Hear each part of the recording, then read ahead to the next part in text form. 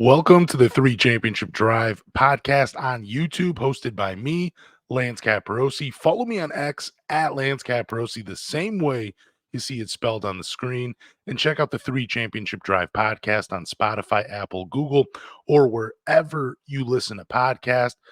Don't forget to hit the subscribe button. Do me a favor, tell a Pistons fan. So, we have a lot of trade rumors that are coming up. The trade deadline is right around the corner. I'm going to talk about some of the rumors that I saw on social media today. The first one is the Los Angeles Lakers have shown interest or have checked in on Danilo Gallinari. This report comes from Michael Scotto. I'm not surprised by the Lakers. The Lakers already won a championship with former Detroit Piston Kentavious Caldwell Pope contributing to that. So here they are again, returning to the well to save their season. I've looked up and down the Lakers roster, and a trade with them was pretty difficult because no other player can be added with Danilo Gallinari. So you can breathe a sign of relief. There is no D'Angelo Russell coming back to Detroit if you're trading Danilo Gallinari. And honestly, that is what makes this trade very difficult. So that restriction will be lifted on March 14th of 2024. And since the Lakers are not a team that's over the apron, they are only able to take back 200% of the salary they are sending out. So you have Danilo. He's on a 1-year deal worth $6.8 million. The rules have to apply, but that means if you're looking at some of the younger guys, I know Pistons fans love Cam Reddish. Trade for him won't work. A trade won't work for Christian Wood. It's not going to work for Rui. It's just like I said, it's a very difficult trade to make. You could probably get some draft capital back in this trade, but basically, if you're the Pistons and you're trading Danilo, you're looking at Torian Prince and Gabe Vincent. Not the sexiest names that are out there, but that's pretty much all you're going to get from the Lakers. And I do like Torian Prince. He's on a 1-year deal as well.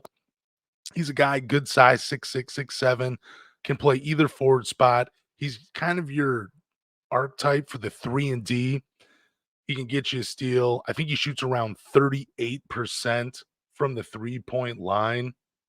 Good catch and shoot three-point shooter as well. He would provide spacing for the Pistons, so about 39% if you're rounding up.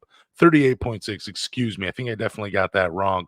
So 39% from three on 5 attempts per game.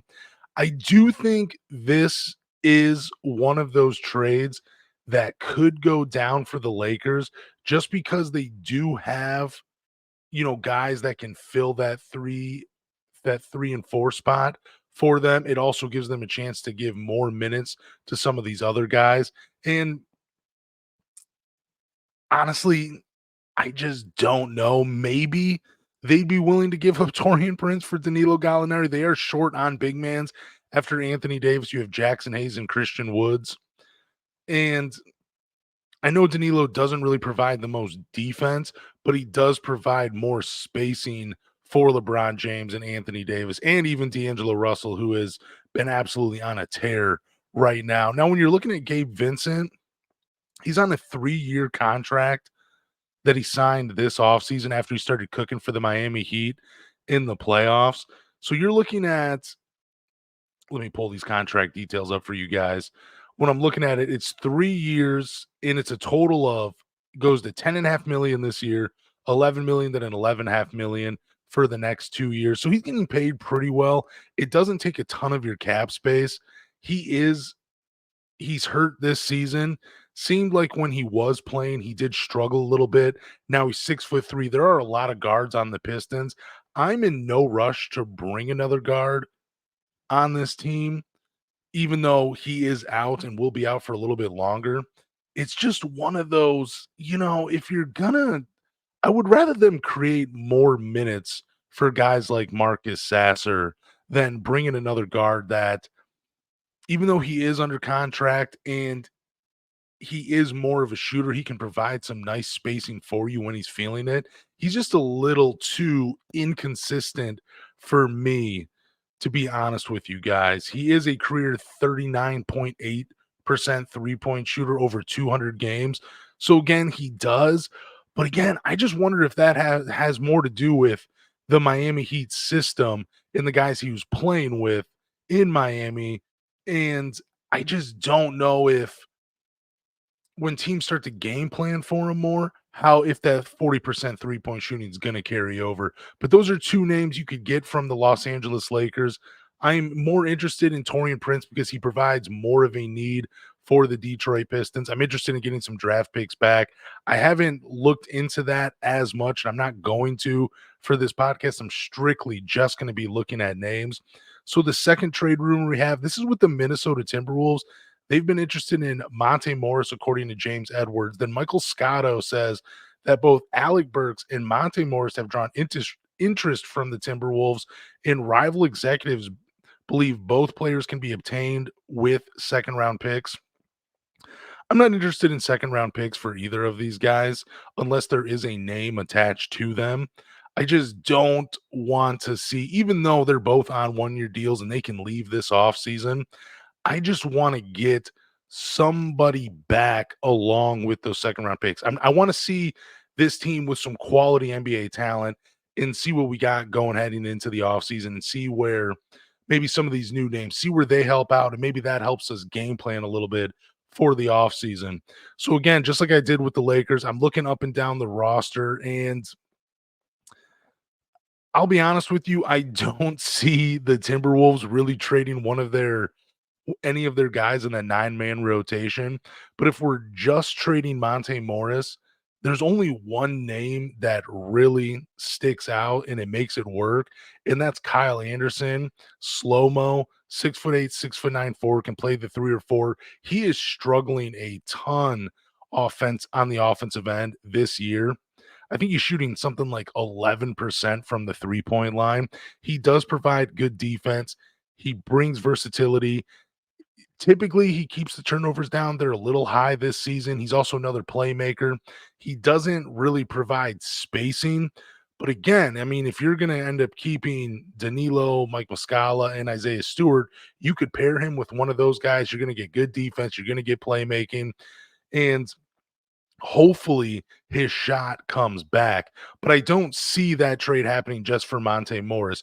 And I think you guys can forget about guys like Leonard Miller in this trade. I don't see the Timberwolves getting rid of him anytime soon. So I'm going to look at two more names. One trade I don't think is realistic, and then another trade that I do think is realistic. And with this trade, we're trading Monte Morris and Alec Burks. We're getting Kyle Anderson back and Troy Brown Jr. I personally like Troy Brown Jr. He's 24 years old. He was, I think, a 15th pick back in 2018 by Washington. Then he's bounced around a little bit, played for Chicago, played for Los Angeles. Now he's playing for the Minnesota Timberwolves. He is your typical 3-and-D guy. He shoots around 38% from the top of the key and 38% from that right corner. Another one of these guys that can provide spacing for Cade and Jaden Ivey. He also provides a need on that wing spot for the Detroit Pistons. He's also a pretty decent defender, a guy that can get around a screen. He's not going to lock anybody up, but he's going to play good defense, and he's also a hustler. He's going to go after those rebounds and those loose balls. I think the Kyle Anderson, the Troy Brown Jr. for Alec Burke and Monte Morris, again, I'm not looking at draft picks. I'm just looking at players to bring back. That money works. It makes sense for the Timberwolves. You get a backup point guard that you can trust. You get more scoring threat from Alec Burks, but you do lose a little bit of defense getting rid of those two guys. And Kyle Anderson, you have a couple of months to see if he can figure out the offense, see if it was just he's just in a slump. Maybe he finds it again. And who knows? Maybe you can bring him back in the offseason to provide some of that versatility. Now, the second trade package with the Minnesota Timberwolves, and again, this one is one I do not see happening. That is Kyle Anderson and Nickeil Alexander Walker for Monte Morris and Alec Burks. The reason I don't see this happening is Nickeil Alexander Walker, he is just too important to the Minnesota Timberwolves. I don't see them trading him. I think he's a good piece. He's on a really friendly contract as well. He's not much of a scorer, but he is a good facilitator. He backs up Mike Conley in that role.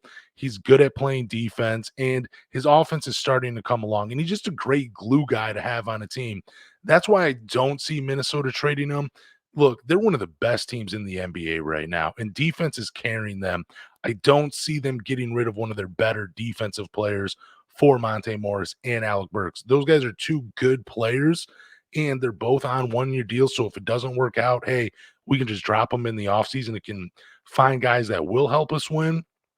But that first trade package that I talked about, Kyle Anderson and Troy Brown Jr., that is a trade I think could realistically happen for the Detroit Pistons if you were to get rid of those two guys. But also, if you're still getting playmaking back in Kyle Anderson, you're getting 3-point shooting back in Troy Brown Jr., and you're getting two plus defenders in those two guys. But you are losing really great offense from Alec Burks, and you're losing a steady point guard in Monte Morris, who seems to want to play for the Detroit Pistons, who you could bring back, who's still under 30 years old and can be a part of that, future that we keep hearing about that's going to come in Detroit. But those are my two trade packages with the Minnesota Timberwolves. Tell me what you think in the comments below, what you would do. So I got one more trade. Well, I got two more trade rumors. One of them is Killian Hayes. Apparently, the Memphis Grizzlies, they are interested in him. Now, they're a rebuilding team. No, I shouldn't even say a rebuilding team. They're a team that's just been hit with injuries. Whatever goals they had for the season went out the window the moment John Morant went down for the season.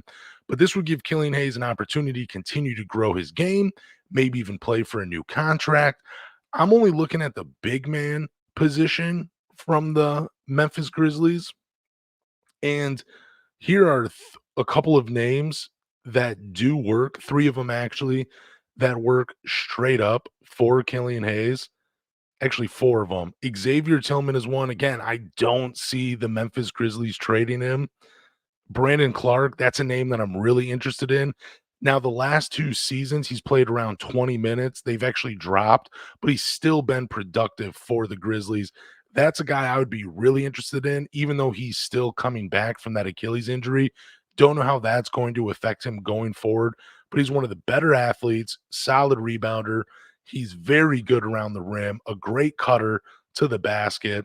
And did I mention he's one of the better athletes in the NBA? I love Brandon Clark, and I think he would be an awesome player in Detroit. My favorite guy, though, that I have a trade with, it's Killian Hayes for Santi Aldama. I really like this guy's game. He's young. He's only 23 years old. He's actually a year older than Killian Hayes, but he can spread the floor. He can block a few shots.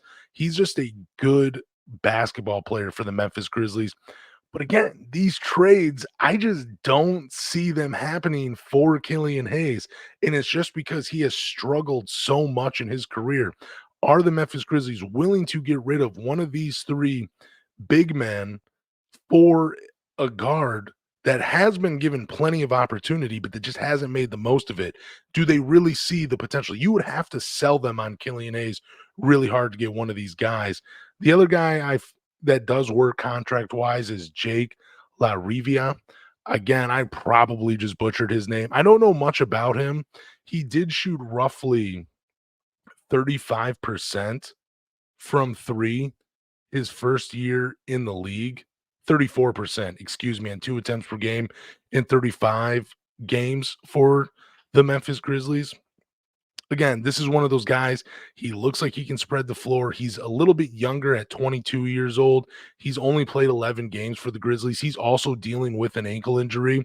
It might be one of those cases where the guy is actually pretty good, but since they have so much talent up front, he's just not seeing the floor. So it might be worth Troy to actually take a flyer on this guy and see what he has.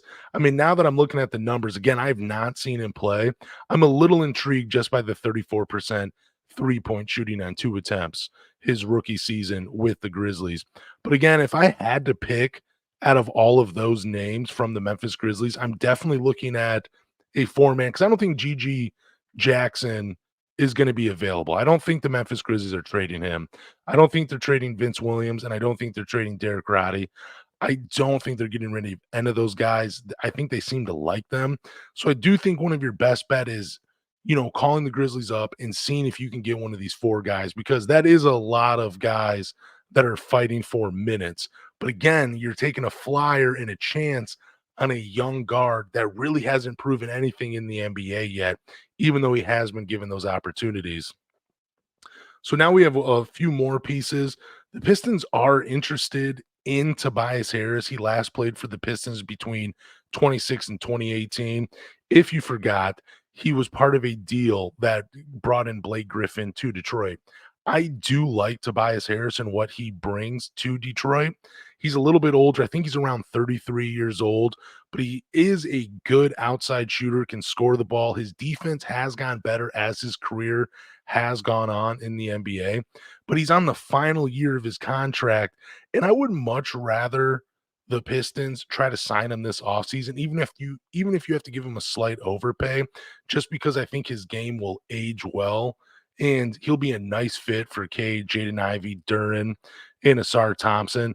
This is a guy I like. I'm not really trying to move a ton of assets for him, knowing he does have ties to Detroit. He does like the city. I would much rather them try to go after him in the offseason. And plus, I'm a little nervous. Let's say you do trade some assets and you bring Tobias Harris into Detroit, but you don't do anything else with the roster.